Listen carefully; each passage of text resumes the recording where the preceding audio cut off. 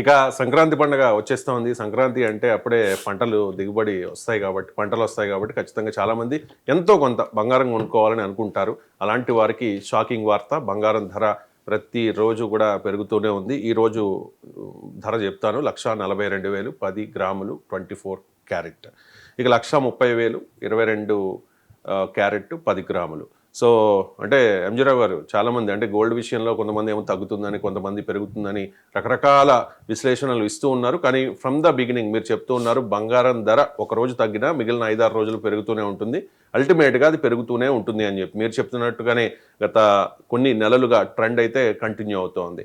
మరో వార్త, ఏప్రిల్ నెలాఖరకు 2 లక్షలకు చేరుకుంటుంది 10 గ్రాములు అని చెప్పేసి వార్తలు వస్తూ ఉన్నాయి. దీనిలో ఎంతవరకు వాస్తవం ఉంది? 3 నెలల్లో 2 లక్షలకు చేరుకునే అవకాశం ఉందా? ఎస్ అండి. ఇప్పుడు 1,41,000 దగ్గరున్న ఈ 10 గ్రాముల బంగారం ధర, అదేవిధంగా వెండి ధర కూడా చెప్పుకోవచ్చు. ఈ రెండు పెరుగుతూనే ఉంటాయి. ముఖ్యంగా ఈ యుద్ధం ఆగిపోతుంది, ఉక్రెయిన్ యుద్ధం ఆగిపోతుంది, ప్రపంచంలో శాంతి ఇస్తున్నారు, అమెరికా ఆర్థిక వ్యవస్థ కాస్త మెరుగుపడుతుంది, ప్రపంచ ఆర్థిక వ్యవస్థ మెరుగుపడుతుంది, టారిఫ్స్ కూడా ట్రేడ్ డీల్ అవుతున్నాయి, తగ్గిపోద్ది కదా అనుకున్న సందర్భంలో కొత్త విషయాలు వచ్చినాయి.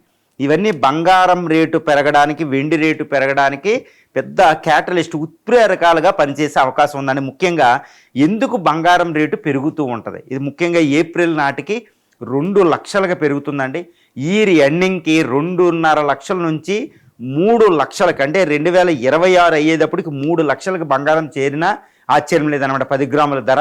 అదేవిధంగా ఇది కూడా, వెండి ధర కూడా విపరీతంగా ఇంకొక ₹1,00,000 పెరిగే అవకాశం ఉంది. ఎందుకు పెరుగుతుందంటే ముఖ్యంగా గమనించాలి, ప్రపంచంలో ఆర్థికంగా, జియోపొలిటికల్గా, రాజకీయంగా, అదేవిధంగా మైనింగు, గోల్డ్ ఉపయోగాలు ఇవన్నీ గమనిస్తే మనకు అవుతుంది ఉత్పత్తి, అదేవిధంగా దాని డిమాండ్ బట్టి. ముఖ్యంగా డాలరు వడ్డీ రేటు తగ్గిస్తుంది యుఎస్ ఫెడ్, కాబట్టి బలహీన పడుతుంది. అంటే డాలరు పెద్ద అట్రాక్టివ్ కాదనమాట డాలర్లో పెట్టుబడి పెట్టడం. కాబట్టి ప్రపంచం బంగారంలోనే పెట్టుబడి పెట్టుకుంటుంది, కాబట్టి బంగారానికి డిమాండ్ పెరుగుతుంది, రేటు పెరుగుతుంది. నెంబర్ 1. నెంబర్ 2 ఏంటంటే రష్యా ఉక్రెయిన్ వారు ఎండ్ అవుద్దన్నారు. అదేం ఎండ్ అయ్యే పరిస్థితి లేదు, ఇంకా విస్తరించే పరిస్థితి ఉంది. ఒకవేళ అది ఎండ్ అయినా కొత్త యుద్ధాలు మళ్ళీ మొదలైనవి. ఇప్పుడు ఏది ఇరాన్ యుద్ధం అని, ఇప్పుడు వెనిజులా మీద అటాక్ చేయడం, వెనిజులా కూడా బంగారం ఉత్పత్తి దేశం, అతిపెద్ద దేశం అది. తర్వాత ఇటు కెనడా, మరి బంగారం ఉత్పత్తి కాస్త తగ్గింది అక్కడ ముఖ్యంగా దేశాల్లో. తర్వాత అదొకటి.